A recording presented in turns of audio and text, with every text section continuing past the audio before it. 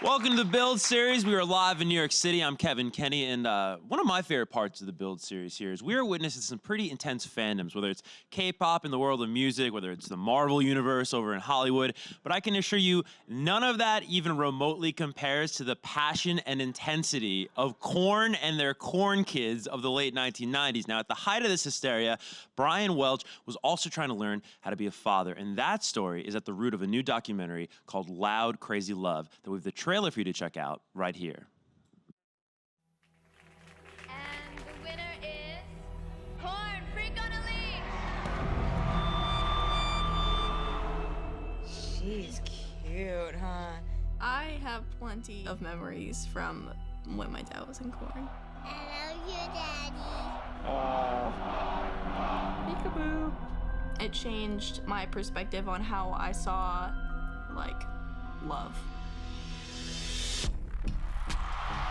Fieldy, Jonathan, and Head from the band Korn. It's like the ultimate way of everything you could ever want. I was up there making the drinks, chopping lines, rolling joints. I'm a new person. I'm gonna be a great dad. Jennea, get down, please. I'll just have a couple beers. I saw, like, naked chicks, like, walking around. He was a master at hiding it. I was just scared that I was gonna screw up the kid like I was screwing up myself. I had addiction to methamphetamine. All of the other kids had their mom and dad come to Mother's Day or Father's Day. I couldn't stop being bad to my body. I couldn't stop these addictions. I had become an animal. I just looked up and I just said, Father, I can't pray when I'm on drugs. Do anything you want to my life. How do I pay a phone bill? How can you change so suddenly? How do I know this is real? I have to be afraid. He's like, Jennea, I'm quitting Korn. I'm gonna stay home. And I'm like, wait, is that even allowed? I was devastated. God's telling me to do this, and God's telling me, I'm like, That was an act of love for himself and his daughter. But I immediately started making bad choices. He had been physical, punching holes in walls. She just couldn't connect with anybody. I assumed things were gonna be different. People offered her drugs and like, dang it! I got physical. I flipped tables. I can't control my rage. I'm stressed out. I just wanted someone to realize I'm hurting. She says, I cut myself because of you. And I said, I hate you. You're a whore. I gave up everything for you. My daddy was a rock and roller. Everybody that doesn't live their life like this, that's who's crazy. My daddy was a rock and roller.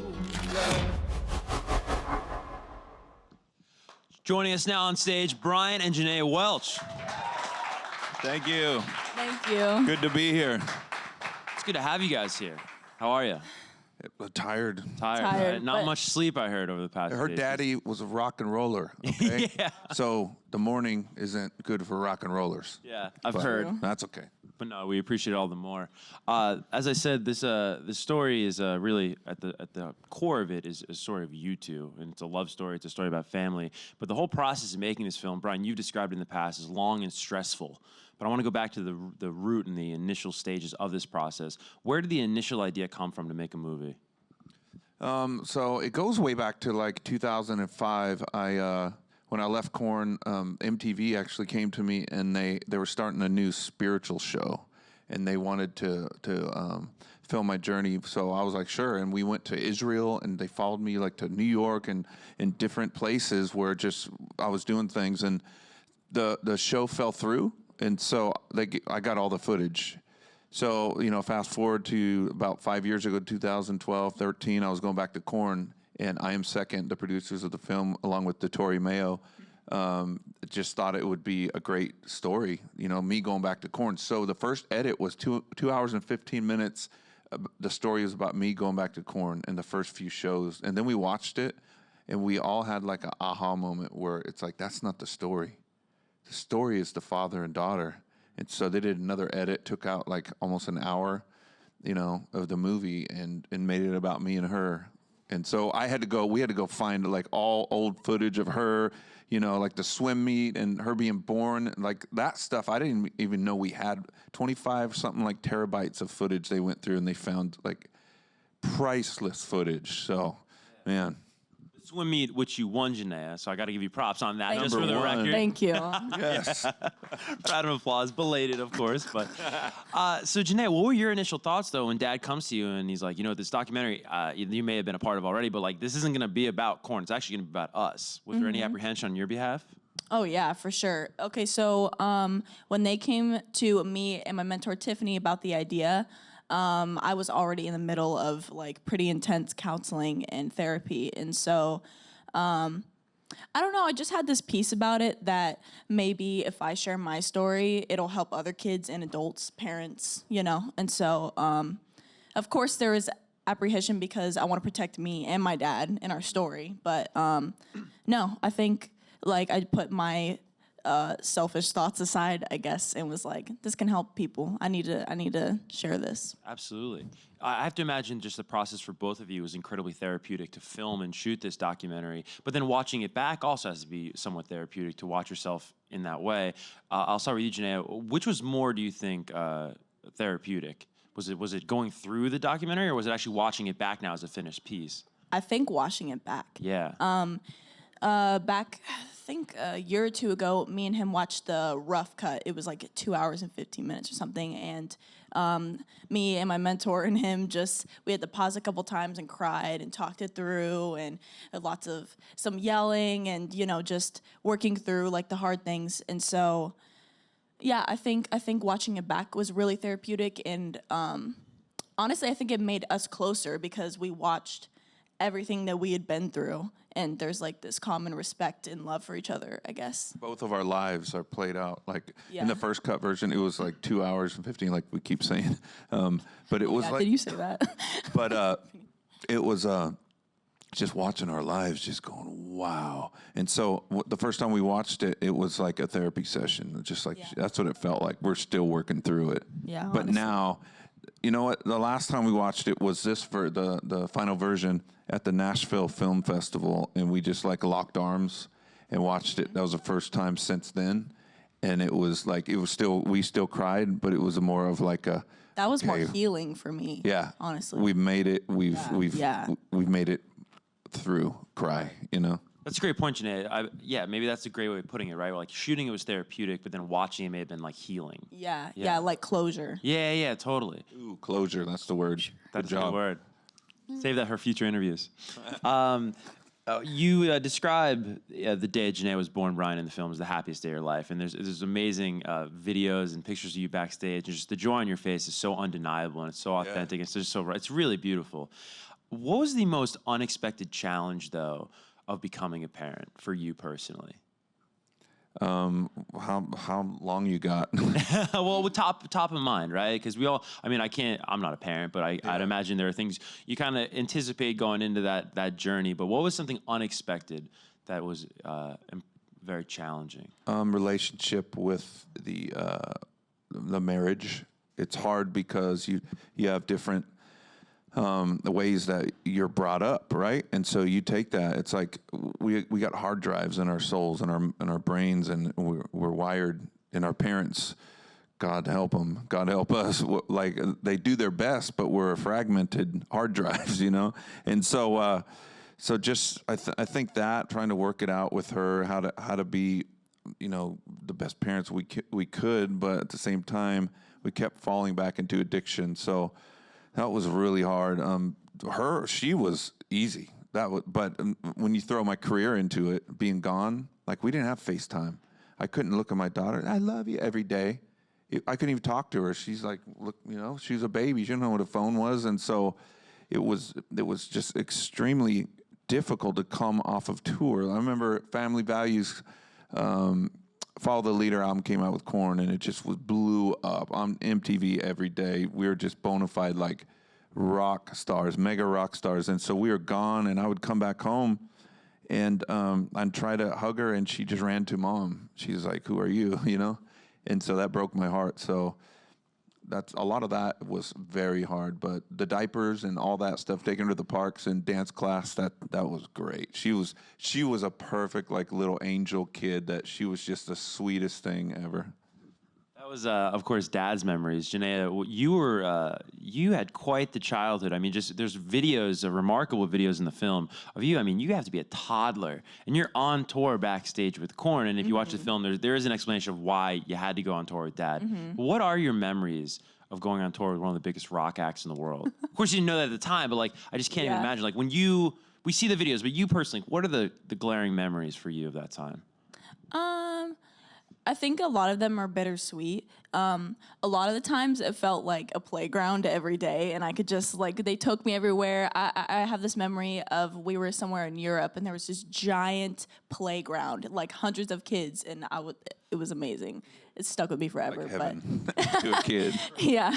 And so there was a lot of those memories, even being at shows. It just felt like a giant playground. But I don't know. I think there was a lot of dark, just people. I think when you're a kid, this may sound weird, but you're a little more spiritually sensitive, I guess. Because I don't know. I felt like some people, even if they didn't look like him, I don't know. This is my dad. Like, he looks normal to me. But, like, I don't know, people felt dark sometimes and, like, depressed or, like, angry, and that would scare me. Or I would see women or, I don't know, parties and stuff. That, it was... But, like, to that, you heard on the trailer. Yeah, like she said, there's naked chicks walking, and I'm like, where? Because that was, like, wouldn't that be my luck? My kid's on tour, because there wasn't naked chicks walking around all the time.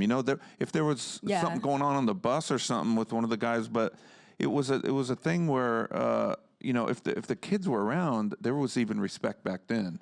So I'm like, how could that happen? But it happens. There was a lot of partying going on, so that they might have like transferred from one bus to the next, or from the dressing room to the bus or something. So. Oh, God help us, though. But, everything worked out, and that's rock and roll for you. But we're all mature now, and it's different. So it made me who I am. Yeah, for sure. Yeah. I got to ask you, Jennea, because I think we all struggle with this, right? Forgiveness. I mean, whether it's forgiveness of friends, forgiveness of family, especially forgiveness of parents, though, because when we're kids, we can all remember, like, our parents are superheroes, right? And superheroes aren't allowed to make mistakes. Yeah. They're just held to such this unimaginable standard. But as you were just talking about, Brian, like, you're still who you are. You just have a child now, right? So you're still the person. You still have that hardware, as you said. Jennea, how did you find it in yourself to forgive your dad? Because that's another big story and theme in the movie is everything you've been through, and to reconcile that. How did you find that in yourself? I think it took a lot of maturity. Like, growing, I think when you're a kid, you're a little more self-centered, because especially an only kid. And so I think through therapy and counseling and being able to learn communication skills and life skills, I guess, I was able to realize that he did the best he could for me, and to the best of his capabilities, and he did a pretty good job. He did a really good job. It's a miracle she's saying that right now, because in my mind, I made so many mistakes. No, like, there's so many people who just don't care, and he cared so much, and so I was able to realize that like, he cared so much for me, he did so much for me, that I think those mistakes, like, everybody makes mistakes, right? But, like, that's one thing I feel good about myself with that. I did love her. Like, I genuinely loved the kid in my heart, like, always.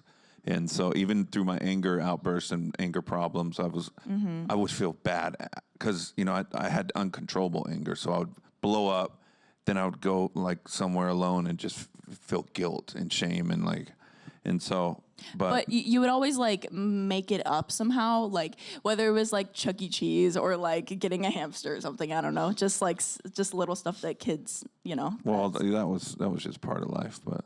But I'm saying those are things that, like... Look, I don't want to fight. We're on TV. Look. I'm just joking. Look.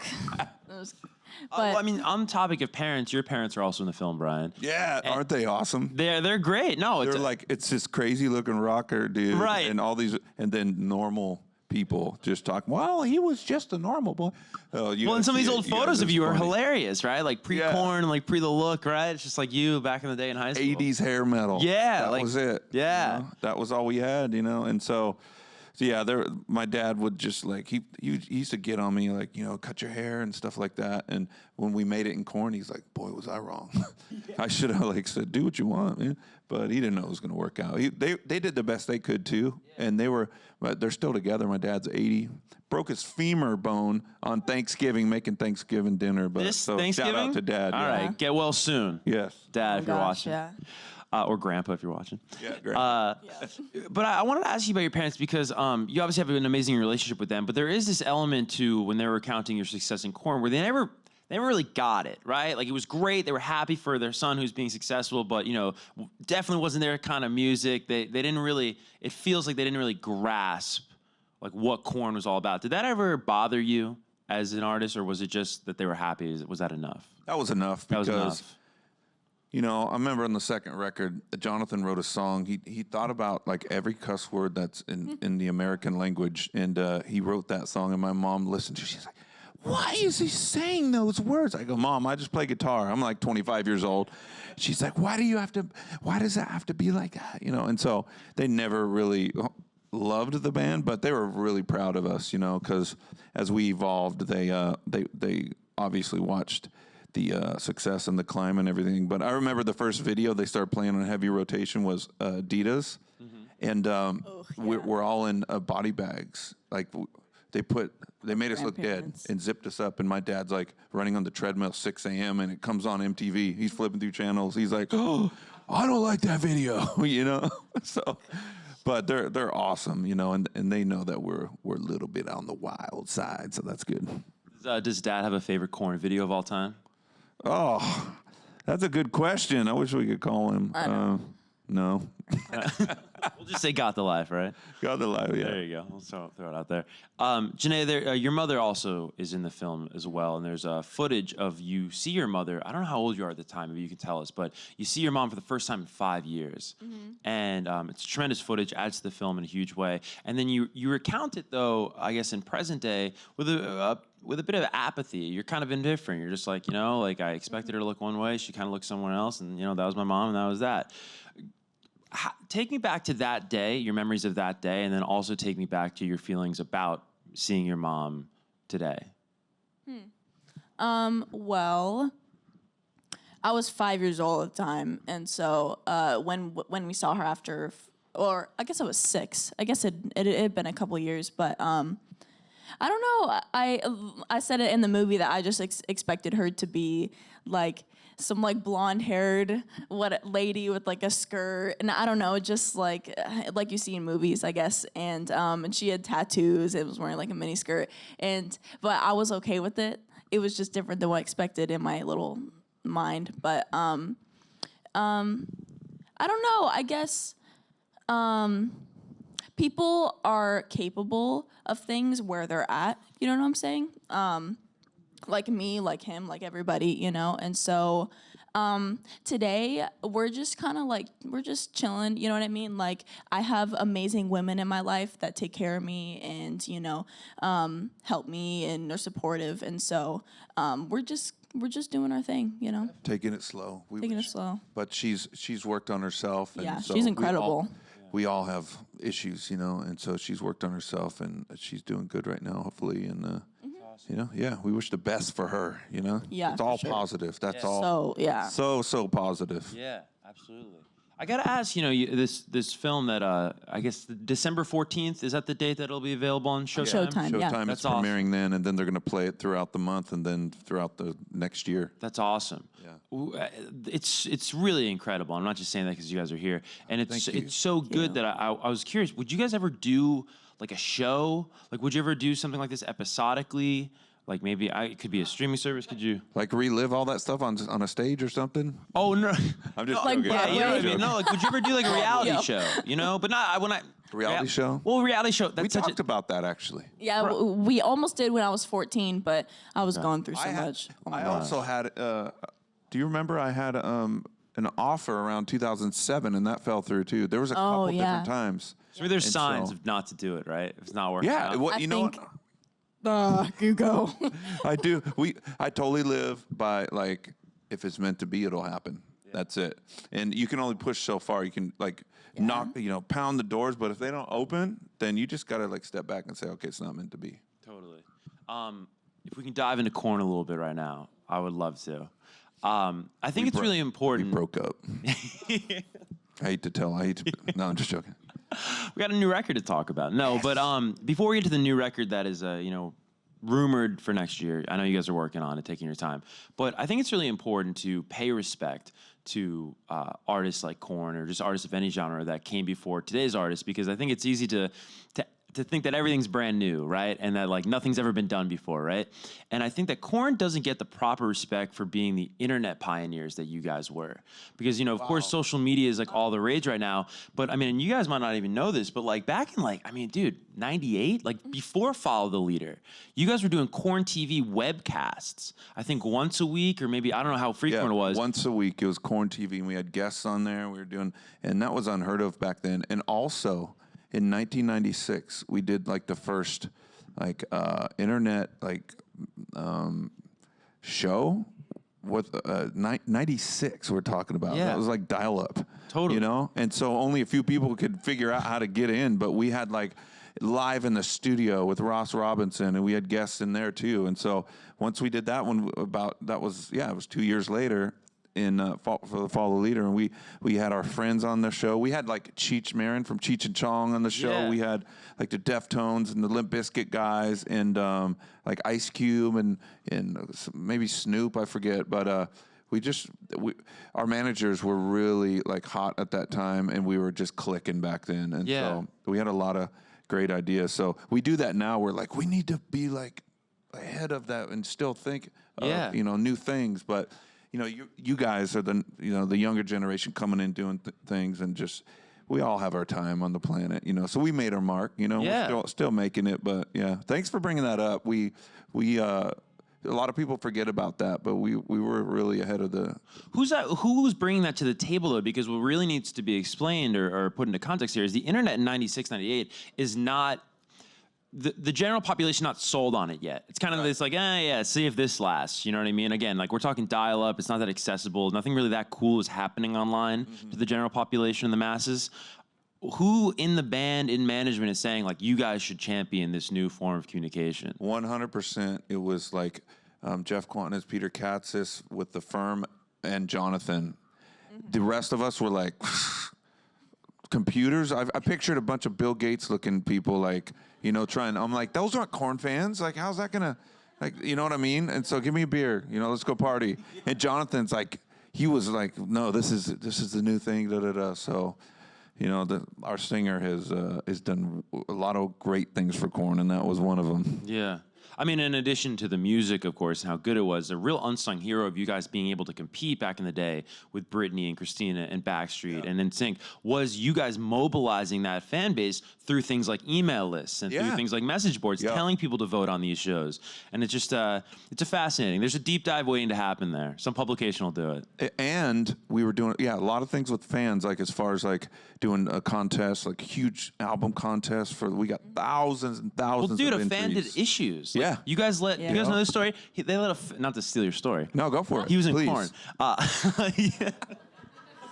But you guys let a fan design arguably the most anticipated album of your career, right? Because that's coming off Follow the Leader. It's 1999. You guys are on top of the world, and Issues is dropping that fall. And you guys literally serve it up to the fans like, you guys make the artwork. That's like one of the raddest things ever. And that thing, like we made dolls out of that.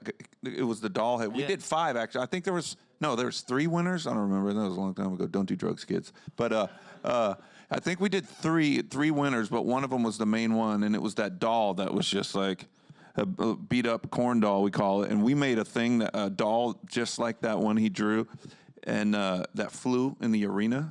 I remember. Remember? I was a little kid, and I was like, did it scare you? yeah. And then we made dolls like this big, like the toy dolls, and people still. I saw one the other The doll day. would fly in the arena? Yeah, it would fly over the crowd. Over the So crowd. that's where Drake got his yellow Lamborghini idea from. Oh, they all stole it all from us. Yeah. No, Yeah. us and Motley Crue.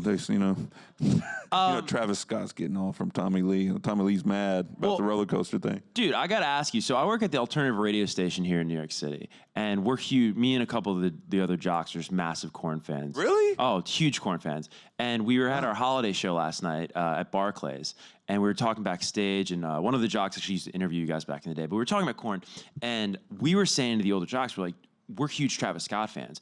I see so much Korn influence in Travis Scott. Can we talk about this? Oh my gosh. Let Jennea go. Dude, Okay.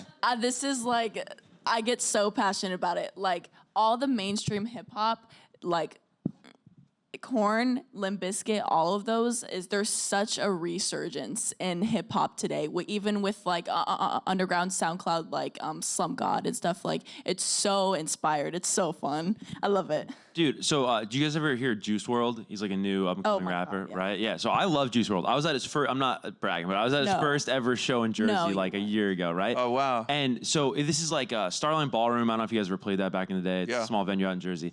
And all these kids are there, and I swear to you, they're all in Korn shirts. But they're Shut up. raging. I swear. That's they're so Young sick. kids? young kids in Korn shirts, but they're raging to told you. Juice WRLD.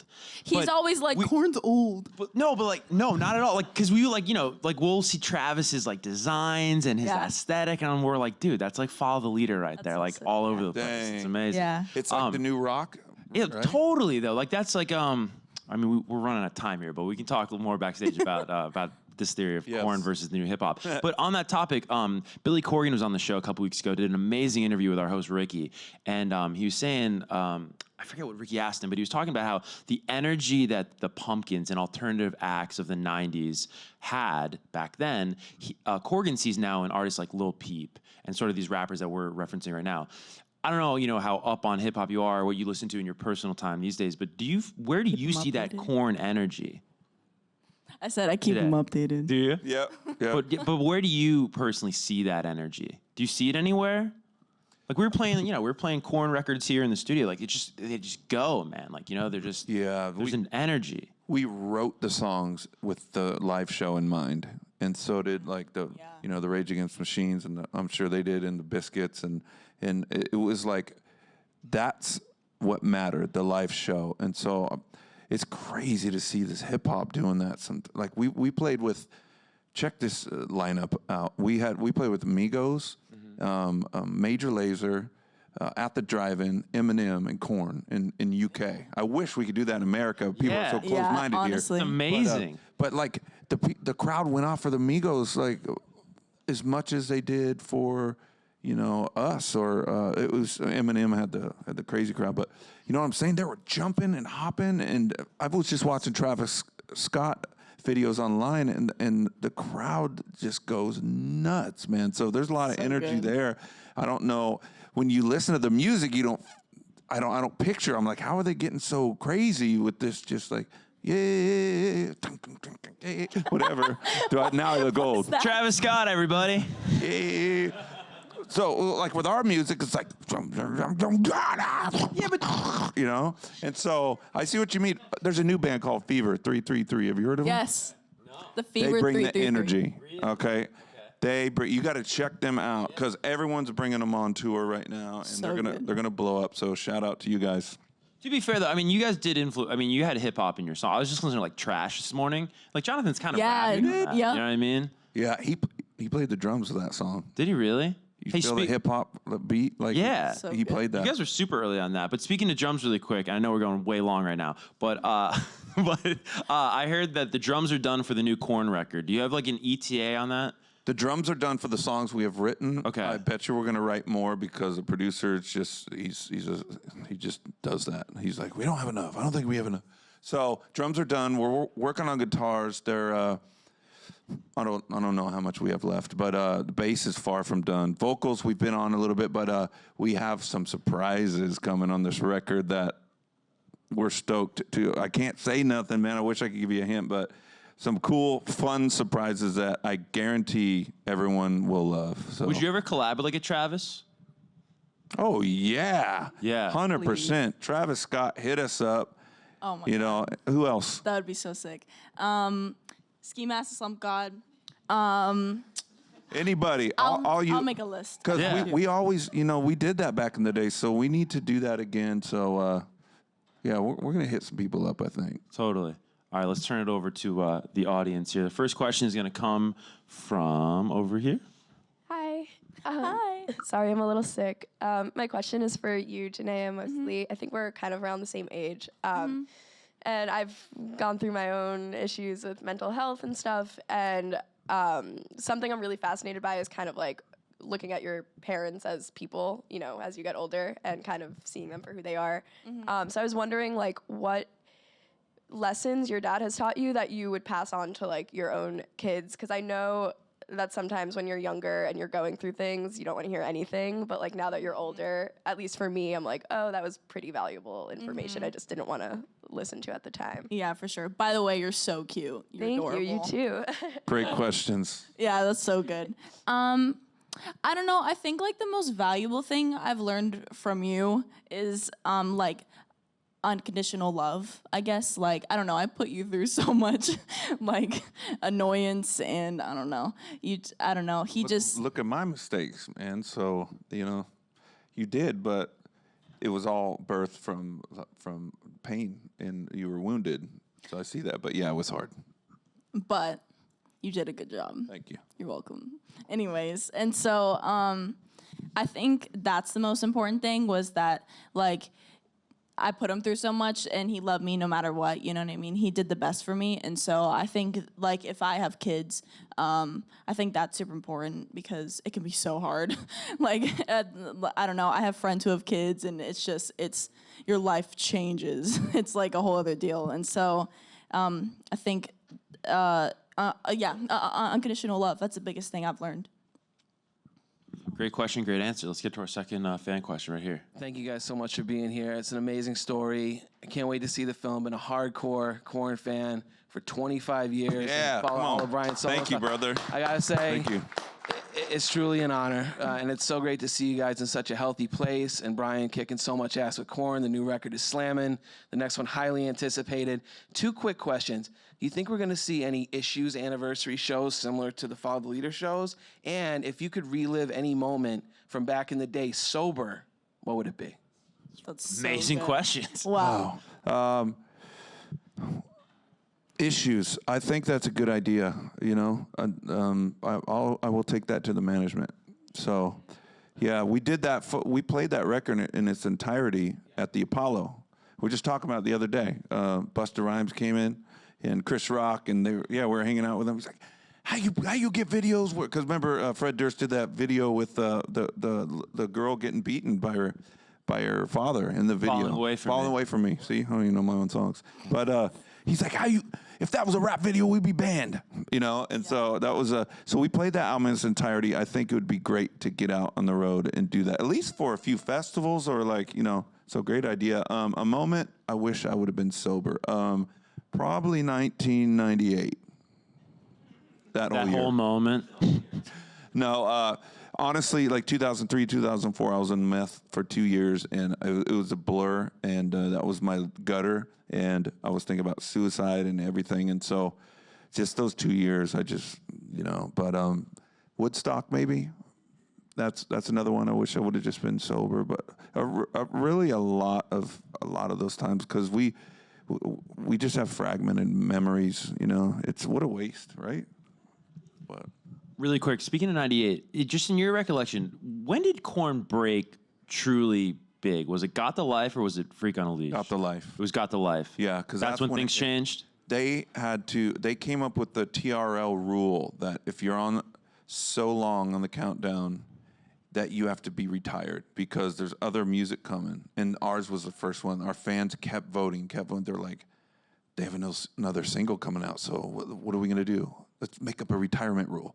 So that's pretty flattering, right? Yeah. You know. And also, some TRL history. You guys were the first non-boy band to be #1. Really? Yeah. It was Backstreet and NSYNC. We're boys though. 5 boys. Yeah, you are. No. I guess. Is Korn a boy band? No, but that's that's an honor too, man. It was fun back then because it was like, you know, bands like us, Blink-182, Limp Bizkit, you know, all them. against like the pop. Yeah, you know? it's like a high school. But how cool that it blend. Yes, that's a good analogy. But it was everything mixed together. And Jonathan did an interview not too long ago where he said like it's just not going to be like that again because of the internet and everything. So that was a special time. Yeah, for sure. We have time for one final question, and it's going to come from right over here. Hi, guys. Thanks for being here and for sharing your story. There's a lot of things to unpack in the documentary, whether it's fame, addiction, obviously parent-child relationships, your relationship. Is there a core message that you want viewers to take away from this movie? Oh, my gosh. What are your 3 points?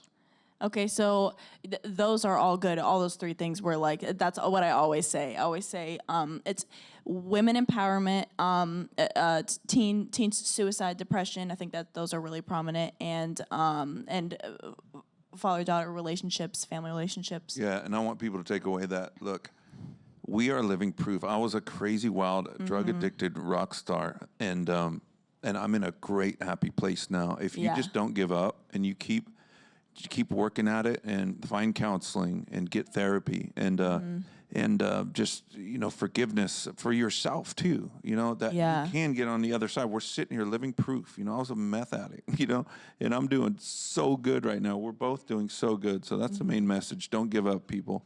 And also I feel like so many kids, especially like our age, they like life feels kind of numb, you know what I mean? Especially with social media and whatever, we're so disconnected that I feel like if we there is so much beauty and so much attachment to this world that it's so worth living, So I hope that people get that through the film, is that there's so much to live for. There's so much beauty, like you said, but Yeah. Thanks for your question. Yeah, and as you guys said, very important film. It premieres on Showtime December 14th. And Brian, please come back next year with the guys to talk about the record. We would love it. So We love coming here. You know that. And Yeah. I just want to say, for all the information, loudcrazylove.com, crazy with a K, if you guys want any information. So amazing. Guys, thanks so much. One more time. Thank you. Jennea, Brian. Yeah.